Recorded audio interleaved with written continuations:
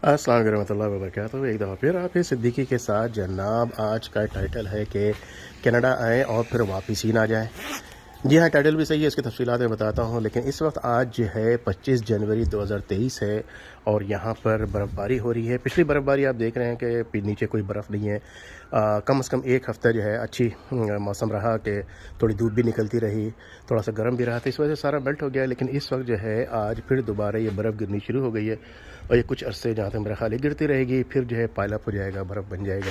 तो मैं यहाँ पे ज़रा अपनी चाय का मज़ा ले रहा था। मैं आपको ज़रा गैराज भी दिखा दूँ, चाय दिखा दूँ पहले कि चाय तो आधी हो गई है, आधी से भी कम है। ये हमारी दूध पत्ती की चाय हमारे यहाँ बनती है हमेशा। तो सिलसिला ये है कि 4-5 तरीके हैं कि आप कनाडा जब आएंगे तो यकीनन विज़िट वीज़े पे आएंगे और विज़िट वीज़े पे आने के बाद जो है फिर आप कैसे यहाँ से नहीं जाएंगे, वो 4-5 तरीके मैं आपको बताता हूँ। इसके साथ साथ मैं दिखाऊँ कि ये गाड़ी यहाँ पे खड़ी हुई है। जो गाड़ी के शौकीन हैं वो जानते हैं कौन सी गाड़ी है ये इसका ये देख लीजिए। ये है जनाब, आप बताइएगा मुझे कमेंट में कौन सी गाड़ी है अगर आप ये जानते हैं। ये मेरे साहबजादे जो यूसुफ के बड़े भाई हैं हमाद। तो हमाद साहब जो हैं वो कल 26 जनवरी है और 26 जनवरी को माशाल्लाह वो 26 साल के हो जाएंगे। और इस वक्त जो है ये गैराज मेरा खासा मैस हुआ है। और जब गर्मियाँ आएंगी, क्योंकि यहाँ पे बहुत ज़्यादा ठहर नहीं सकते, आज तो फिर भी मौसम बेहतर है, मैंने थोड़ी सी जैकेट पहन के मैं यहाँ खड़ा हुआ हूँ। तो जनाब विजिटर्स वीज़ा के ऊपर जो है, हाँ ये बाइक देख लीजिए, साइकिल ये यूसुफ साहब की है। यूसुफ को आप जानते हैं, यूसुफ के बाबा की है यानी सिद्दीकी साहब की। तो जब सर्दियाँ जब बर्फ़ बहुत ज़्यादा हो जाती है तो फिसलने से गिरने से बचने के लिए मैंने ये रखा हुआ है, ताकि जो है उसको लेके इसकी जो स्टिक है वो ये है। और जनाब तो आप जब आ जाते हैं यहाँ पे इंशाल्लाह ताला विज़िट पे सबसे पहली चीज़ है विज़िट वीज़ा पे जब आ गए तो बहुत सारे चांसेस जो है आपके ओपन हो जाते हैं। तो पहला चांस तो इंशाल्लाह ताला ये भी हो सकता है कि यहाँ पर आप आएँ और जैसा कि मैंने कल की वीडियो में बताया कि निकल जाएँ बाहर, डोर टू डोर नॉक करें, घरों को नहीं, जो बिजनेसेस हैं डाउनटाउन निकल जाएँ, करीबी जो आपके शॉप से वहाँ चले जाएँ और उनको कहें कि जनाब आप विज़िट वीज़े पे इस वक्त आए हैं, आपको जॉब चाहिए, आप यहाँ रहना चाहते हैं, आपको हो सकता है कैश पे जॉब मिल जाए, तो वो जो आपका जो यहाँ पे स्टे है, जो भी एक्सपेंसेस है वो आपके कवर हो जाएंगे। अगर आपको अच्छा, सबसे पहली चीज़ है कि विज़िट वीज़े पे आ रहे हैं तो आपको बहुत ज़्यादा पैसे नहीं चाहिए, ज़ाहिर सी बात है, पैसे आपका बहुत ज़्यादा फंड नहीं दिखाना है कि आपने यहाँ पर साल 2 साल नहीं रहना है, यकीन आप विज़िट वीज़े पे आ रहे हैं। तो हाँ, जब आपको यहाँ पे जॉब मिल जाती है कोई तो बहुत अच्छा है, आपके एक्सपेंसेस कवर हो जाते हैं। ये तो पहला तरीका का है। जब वो एक जॉब मिल जाती है तो वो एक्सटेंड हो सकती है। अच्छा, जॉब आपको इंशाल्लाह मिल जाए ऐसी जगह पे जो LMIA सर्टिफाइड हो। अगर LMIA क्या है आप गूगल पे लिखेंगे मिल जाएगा, मेरी वीडियोस में पिछली है उसमें ही मिल जाएगा। अगर तो आपका एम्प्लॉयर जहाँ पे आप काम कर रहे हैं, चाहे वो कोई भी जगह पे, वो अगर आपके पास LMIA जो जिस पोजीशन पे आपको ले रहे हैं, अगर वो उससे सर्टिफाइड है गवर्नमेंट की तरफ से, तो आपको वो वर्क परमिट में भी कन्वर्ट हो सकता है। जब वो आपको जॉब ऑफ़र दे देते हैं तो वो जॉब ऑफ़र पेपर लेकर के आप जाते हैं इदारे में यहाँ के, और वो आपका वर्क परमिट में कन्वर्ट हो गया। अब लेट्स से कि आपका 1 साल के लिए वर्क परमिट में कन्वर्ट हो गया, 1 साल के बाद फिर उनको कहे कि जी बढ़ा दीजिए, तो वो बढ़ता रहेगा। उसके बाद क्या आपके पास इस दौरान बहुत सारे ऑप्शंस मिल जाएंगे और आप उसको बढ़ाते जो है आगे करते इंशाल्लाह PR, उसके बाद सिटीजनशिप तक पहुँच सकते हैं। चाय मेरी ठंडी हो गई इस चक्कर में। अच्छा, तो वर्क परमिट के बाद जो है, हाँ, तो ये एक तरीका था, आप आए थे, आकर के आपको जो है वो मिल गया वर्क परमिट और आप आगे सिलसिला चलता रहा। ठीक है, बेस विजिटर्स वीज़ा ही है। अब दूसरे उस पर आते हैं। तो आप यहाँ पे आते हैं कनाडा में आने के बाद जनाब, यस, आप यहाँ आने के बाद अब गवर्नमेंट ने अलाउ कर दिया है कि आप यहाँ किसी कॉलेज में एडमिशन ले सकते हैं। लेकिन ये थोड़ा सा महंगा इस सिलसिले में कि आप जब कॉलेज में यहाँ पे एडमिशन लेंगे, यूनिवर्सिटी में ना लें, यूनिवर्सिटी बहुत एक्सपेंसिव होती है। असल में आपको पढ़ना भी मकसूद है, लेकिन पढ़ने के साथ साथ जो मेन इंटेंशन है कि आप यहाँ रहना चाहते हैं और यहाँ से जाना नहीं चाहते, राइट। तो आप प्राइवेट कॉलेज में एडमिशन लें या गवर्नमेंट के कॉलेज में ना लें, वो बहुत एक्सपेंसिव आपको पड़ेगा, आपको शायद इंटरनेशनल फ़ीस देनी पड़ेगी। तो उसके लिए क्या होगा कि आप यहाँ पे प्राइवेट कॉलेजेस बहुत सारे हैं, आप इंटरनेट पे सर्च कर सकते हैं, आपको प्राइवेट कॉलेजेस के जो है वो एड्रेसेस मिल जाएंगे। आप उनको कम्युनिकेट करें, उनके साथ जो है वो तमाम चीज़ें बताएंगे, कौन से कोर्सेज़ हैं आपके, मतलब कि कौन से हैं आपके सब्जेक्ट, कौन से हैं, वो तमाम चीज़ें आप डिस्कस करने के बाद, आप सारी मालूमात करने के बाद उनको बता सकते हैं कि भाई आप कनाडा आ रहे हैं और आप आ करके एडमिशन लेंगे, फ़ीस वगैरह जो है आगे जमा कराएंगे। जो प्राइवेट कॉलेजेस हैं उनकी भी फ़ीस कम अज़ कम जो है 2 साल की या 1 साल की कम अज़ कम मैं यही समझता हूँ 8 से 10 हज़ार डॉलर है। तो 8 से 10 हज़ार डॉलर जो है आपको वो चाहिए होंगे। अगर आप इससे ज़्यादा यानी 15,000 डॉलर आपके तक हैं या उससे ज़्यादा है तो बहुत अच्छी बात है। देखिए कनाडा का गेम जितना भी है ना, इमिग्रेशन है कुछ भी है, पैसे वाला है, बगैर पैसे वाला गेम नहीं है। ठीक है, तो आप यहाँ पे आए, कॉलेज में आपने एडमिशन ले लिया, 1 साल के लिया, 1 साल के लिए ले लिया, 1 साल के बाद फिर 1 साल के लिए ले लिया, फिर एक उसके बाद बढ़ाते गए। अगर आप 2 साल यहाँ कंप्लीट कर लेते हैं और उस दौरान आपको यहाँ पे अब कनाडा की गवर्नमेंट अलाउ करती है कि आप काम भी कर सकते हैं।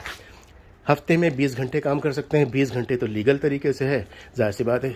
कहीं पे आपको कैश की जॉब मिल गई तो आप वो भी कर लेते हैं, जो कि रिकॉर्ड में नहीं आता। चलिए 40 घंटे काम कर लेते हैं हफ्ते में आप। तो इस तरह से ये कवरेज भी हो सकती है।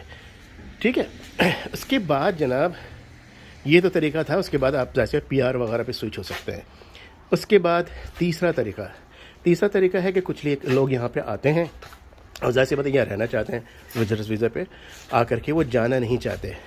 तो अब तीसरा तरीका, आप यंग हैं, पढ़े लिखे हैं, बेस्ट है। आप यानी कि आप मेल हैं या फीमेल हैं, यहाँ पे आके सर्च करें, आपके टाइज है यहाँ पे, आपके कज़न, आपके आंटी, अंकल या आपके कोई भी रिश्तेदार वगैरह हैं, उनको बताएं कि जनाब आप विजिटर्स वीज़े पे आ रहे हैं लेकिन यहाँ आ करके आप शादी करना चाहते हैं। इसमें कोई बुराई नहीं है कि आप माइग्रेट हो रहे हैं और सही तरीके से, लीगल तरीके से कोई भी चीज़ करना, उसमें बुराई नहीं है। अब लेकिन यहाँ पे ऐसा नहीं है कि आप शादी कर लेंगे, छोड़ देंगे, उसके बाद भाग जाएंगे। यस, इसमें बुराई है। आपकी नीयत क्या है कि आप माइग्रेट होना चाहते हैं, कोई भी वजह है आपकी, आप माइग्रेट यहाँ हो रहे हैं, आप लीगल तरीके से, सही तरीके से, अरेंज तरीके से शादी कर रहे हैं, चाहे आप फीमेल हैं चाहे मेल हैं। ये एक तरीका है। ठीक है, जैसे ये तरीका भी खासा सूदमंद है, क्योंकि आप जब यहाँ होते हैं, आपको देखा जाता है, आपसे मिला जाता है, आपने पहले आपकी जो है आपकी टाइज किस तरह से हैं, किस फैमिली से ताल्लुक़ रखते हैं। हर आदमी चाहता है कि अपनी ही तरह के लोगों के साथ जो है वो ताल्लुकात बनाएं, क्योंकि शादी लड़के लड़की का या गुड्डा गुड्डी का खेल नहीं है। ये तो 2 फैमिलीज़ की आपस में एक इंटरेक्शन है, एक बॉन्डिंग है, बड़ी रिस्पॉन्सिबिलिटीज़ है। तो बहरहाल ये काम भी हो सकता है।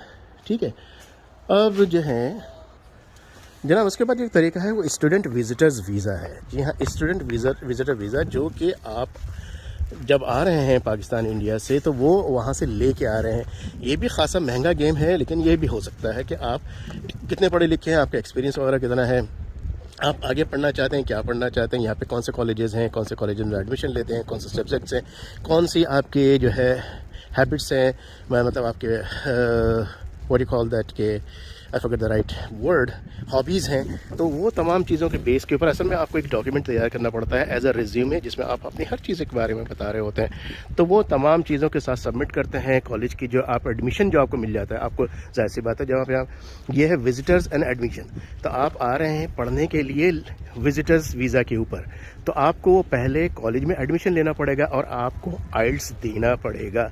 अगर आप अभी विजिटर्स वीज़ा पे नहीं आए हैं लेकिन आप विजिटर्स वीज़े पे आ गए हैं, तो यहाँ आपको आइल्स नहीं देना पड़ता। यहाँ पे छोटे छोटे कुछ प्रोग्राम इंग्लिश के वो आप कर लेते हैं आसानी के साथ। तो बेस्ट तो यही है कि यहाँ आएँ और कॉलेज में एडमिशन ले लें, 2 साल 3 साल पढ़ें और उसके साथ साथ सारे काम भी करते हैं। The best way, the very best way. लेकिन अगर आप पाकिस्तान से, इंडिया से स्टूडेंट विजिटर्स वीज़े पे आ रहे हैं, तो आपको आइल्स लिखना ही पड़ेगा और आपको तकरीबन $10,000 जो है आपके पास वो आएंगे, डिपॉजिट करेंगे यहाँ के बैंक में आने से पहले। किसी भी कैनेडियन बैंक में आप ओपन करेंगे अकाउंट, और वो आप जब यहाँ पे पहुँच जाएंगे, यानी पहले तो वैसे बताया एडमिशन लेंगे, एडमिशन को सबमिट करेंगे विजिटर्स IRCC के पास कि विजिटर्स वीज़े पे आप आना चाह रहे हैं, लेकिन आपके पास एडमिशन हो चुका है कॉलेज के अंदर, और आपने वो फिर $10,000 उनको सबमिट कराने हैं। वो $10,000 आपको किस्तों में मिलेंगे, ताकि वो देखना चाहते हैं कि आपके पास इतने पैसे हैं कि आप यहाँ बैठ करके एजुकेशन यानी तालीम हासिल कर रहे हैं और इत्मीनान के साथ वो साल 2 साल की जो भी ड्यूरेशन है तालीम की, उसको आप पूरा कर सकें। अब एक और तरीका है, अच्छा एक और जो तरीका है वो लास्ट है, वो ये मैं बताना चाह रहा हूँ कि पूरी वीडियो आपने सुनी है तो इसको भी गौर से सुने कि जनाब अगर आप कोई चीज़ मिस करते हैं, जिसमें पहले मैंने बताया था कि बहुत सारी चीज़ें आपके पास से मिस हो जाती हैं। लास्ट रिजॉर्ट जो है असाइलम, पनाह गुज़ीनी, यानी आप पनाह गुज़ीन होना चाहते हैं, यहाँ पे इनकी पनाह लेना चाहते हैं। ठीक है जनाब, अल्लाह के बाद इनकी पनाह लेने चाहते हैं। आपको अगर कोई किसी किस्म का थ्रेट है, जैसा आपको मालूम है आपकी कंट्री में कोई प्रॉब्लम्स है, थ्रेट है, आपकी जान को ख़तरा है, आपकी पूरी कंट्री में, not only a city, because आप कहेंगे कराची में ख़तरा हो गया तो कहेंगे जब इस्लामाबाद चले जाओ, इस्लामाबाद में ख़तरा हो, कहेंगे जनाब लाहौर चले जाओ। तो एनीवेज़ आपको किसी किस्म का थ्रेट है, कोई ऐसी वजह है जिसमें असाइलम की जो शराइत हैं वो उसमें से फ़िट होती हैं, कोई भी क्लॉज उसके अंदर फ़िट होता है तो आप असाइलम के लिए फाइल कर सकते हैं। आप पूरा माइंड बना के आ सकते हैं, पूरा होमवर्क करके आ सकते हैं। आपको जो डॉक्यूमेंट्स पाकिस्तान से चाहिए होंगे वो सारी की सारी चीज़ें आपको लेके आने पड़ेगी। फॉर एग्ज़ाम्पल आपके पास खुदा न खास्ता कोई थ्रेट था, कुछ हुआ था, कुछ डकैती हुई थी आपके घर में, FIR उसकी पुलिस रिपोर्ट वगैरह वगैरह वगैरह, ये बहुत सारी चीज़ें हैं। ज़ाहिर सी बात है जो कंसल्टेंट यहाँ बैठे हैं जो रीज़नेबल हैं वो आपको बता सकते हैं। अदरवाइज़ आपको बहुत सारी इंफॉर्मेशन इंटरनेट से मिल सकती है। जो कंसल्टेंट है वो मीडिएटर है आपके और गवर्नमेंट के दरमियान, जो आप अप्लाई कर रहे हैं जिस इदारे के दरमियान, यानी गवर्नमेंट ऑफ कनाडा या IRCC के दरमियान या फिर जो आपको वीज़ा दे रहे हैं उनके दरमियान, वो कोई कलीदी रोल जो है वो अदा नहीं करते, सिर्फ इतनी रोल अदा करेंगे कि वो आपको सही इन्फॉर्मेशन पहुंचा देंगे। यानी वो कह लीजिए कि उनका एक्सपीरियंस एक्सपर्ट है, लेकिन मेजॉरिटी मैं ये कहूँगा अनफॉर्चुनेटली बहुत ज़्यादा चीज़ है इसके अंदर। बहुत ज़्यादा आपको देखना पड़ेगा कि जनाब कौन से कंसल्टेंट आपको मिले। आप इंशाअल्लाह ताला मैं एक का इंटरव्यू को बहुत जल्द मैं डालने वाला हूँ और उनके ऊपर मैं बहुत ज़्यादा ट्रस्ट करता हूँ, तो मैं उनका जो है उनसे कुछ बातें मैं इंशाअल्लाह ताला दिस वीक या नेक्स्ट वीक लेकर के इंटरव्यू में उनको डालूँगा और उनके थ्रू जो है आप चाहें तो काम करा सकते हैं। लेकिन वंस अगेन मेरा डिस्क्लेमर हमेशा होता है कि मैं किसी चीज़ की भी कभी भी जिम्मेदारी नहीं लूँगा। मैंने आपको हमेशा इंफॉर्मेशन प्रोवाइड की है, मैं ये बता दूंगा कि यहाँ से आप चेक कर सकते हैं। अगेन मेरी कोई किसी किस्म की ज़िम्मेदारी बिल्कुल भी नहीं होगी। तो असाइलम पे आप आ सकते हैं, पहले से माइंड मेकअप कर सकते हैं, तमाम इन्फॉर्मेशन ले करके आएँ, तमाम इन्फॉर्मेशन जो डॉक्यूमेंट्स वगैरह जो वहाँ चाहिए होंगे उसको रेडी करके आएँ। उसके बाद यहाँ आके चाहे तो एयरपोर्ट पर आप असाइलम फाइल कर दें या फिर आप सिटी में आएँ, यहाँ आकर के 1 हफ़्ते 1.5 हफ़्ते रहें, उसके बाद असाइलम फाइल कर दें। इसके जो डिटेल है मैं सारी की सारी इसके अंदर नहीं दे सकता। ये तो तमाम चीज़ें मैंने सिर्फ ये आपको बतानी थी कि जनाब आप कनाडा आके आएँ और आप ये समझते हैं कि आपने वापस नहीं जाना, उसके बहुत सारे तरीके हैं, ठीक है ना, उसके तरीके बहुत सारे हैं। लेकिन पहले मैं रिकैप कर दूं इस बात को कि अनफॉर्चुनेटली या फॉर्चुनेटली कह लीजिए जो भी है, यहाँ पे कनाडा आने का जो गेम है या आने का तरीक़ाकार है, जो आना चाहता है, इसमें 2 चीज़ें बहुत ज़्यादा किरदार अदा करती हैं। पैसा, यस पैसा, जी हाँ इसके अंदर पैसे का तो गेम है, बिल्कुल है। और आप पढ़े लिखे हैं तो बहुत ही अच्छी बात है, चांसेस बहुत ज़्यादा है। अब खुदा न खास्ता जो पढ़े लिखे नहीं हैं, जिनके पास पैसा नहीं है जनाब, वो बिल्कुल भी मायूस ना हो कि अल्लाह की रहमत से आप कैसे मायूस हो सकते हैं। आप नमाज़ पढ़ते हैं, कहते हैं कि, और कोई भी कुरान पढ़ते हैं, कुछ सूरा पढ़ते हैं, कहते हैं बिस्मिल्लाह अर्रहमान अर्रहीम अर्रहमान अर्रहीम अर्रहमान अर्रहीम। अल्लाह ताला रहमान भी है, रहीम भी है, रहमान भी है, रहीम भी है, रहमान भी है, रहीम भी है। दिन में 5 वक्त नमाज़ पढ़ते हैं, कितनी दफ़ा सूरह फातिहा पढ़ते हैं, उसमें सारी अल्लाह ताला की रहमानियत को खुद ही कह रहे हैं बार बार। उसके बाद हम बैठ के फिर मायूस हो जाते हैं कि यार ना तो हमारा पैसा है। सिद्दीकी साहब कह रहे हैं कि आप पढ़े लिखे भी नहीं हो, पैसे भी नहीं हो, चलो जी कुटी लाइन लगो। नहीं हज़रत मैं बिल्कुल भी ऐसा नहीं कह रहा। अल्लाह ताला ने आप पे बड़ा ख़ास करम किया है। देखें जिसके पास जो जितनी ज़्यादा चीज़ें हैं इसका इम्तहान बहुत बड़ा है। देखिए मैं यहाँ खड़ा हूँ, आप ही जैसा हूँ, आप ही की गली से निकला हूँ मैं। कितने मज़े की बारिश हो रही है, लग रहा है मैं जन्नत में खड़ा हूँ, मज़ेदार मौसम है। मेरे पास ये गाड़ी है, वो गाड़ी है, गैराज है, इतना बड़ा घर है, इतनी बड़ी ज़बरदस्त जगह है रहने के लिए। मुझे ये जो बर्फ़ आप देख रहे हैं ना, एक एक बूंद जो गिर रही है बर्फ़, क़यामत के दिन मुझे इस हर बूंद का जवाब देना है। सोच सकते हैं आप, गिन कर सकते हैं कि इस गाड़ी के ऊपर कितनी बूंदें पड़ी हुई हैं उस बर्फ़ की, कितने ज़र्रात पड़े हुए हैं, मुझे हर ज़र्रात का जवाब देना है। जब आपके पास है ही नहीं, क्या आपने किस चीज़ का हिसाब देना है, किस चीज़ का हिसाब देना है। एक वक्त आएगा मेरी रूह निकल जाएगी, एक वक्त आएगा आपकी रूह निकल जाएगी। आप गए सीधा जन्नत में, बड़ा खड़ा हूँ पीछे लंबी लाइन में, मैं तो हिसाब किताब ही दिए जा रहा हूँ।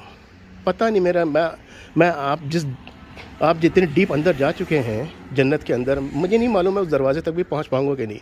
मेरे लिए दुआ कीजिए, मेरे लिए इंतज़ार कीजिएगा वहाँ, और कहिएगा सिद्दीकी साहब ने मुझे अच्छा गाइड किया था, मैं इनके बगैर नहीं जाऊँगा, बराए मेहरबानी।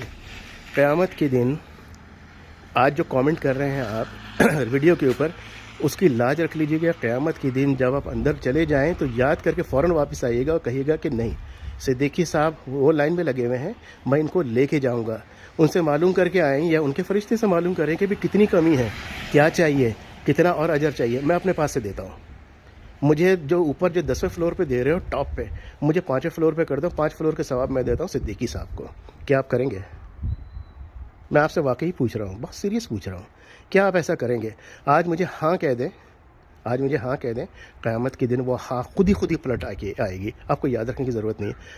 आज हाँ कह दें कि जहाँ मुझे दुनिया में जहाँ चीज़ें नहीं मिली, यकीनन अल्लाह ताला आपको जन्नत में देंगे, जन्नत उसका बदला देंगे, आप मेरे बगैर नहीं जाएंगे जन्नत में, मुझसे वादा कर लें। मुझे आज हाँ कह दें, आपको याद रखने की ज़रूरत नहीं है। अल्लाह ताला बड़ा जो है मुसब्बिबुल अस्बाब है। अल्लाह ताला इन्नल्लाह अला कुल्लि शैइन क़दीर, अल्लाह ताला हर शय पे क़ादिर है। वो हाँ खुद पलट के आ जाएगी। चलिए जनाब, मेरी दुआ हमेशा आपके साथ होती है। अल्लाह ताला आपको सेहत दे, शिफा दे, तंदुरुस्ती दे, ईमान दे, हिदायत दे। फिर मिलते हैं दूसरी वीडियो में। अस्सलामु अलैकुम वरहमतुल्लाहि वबरकातुहू।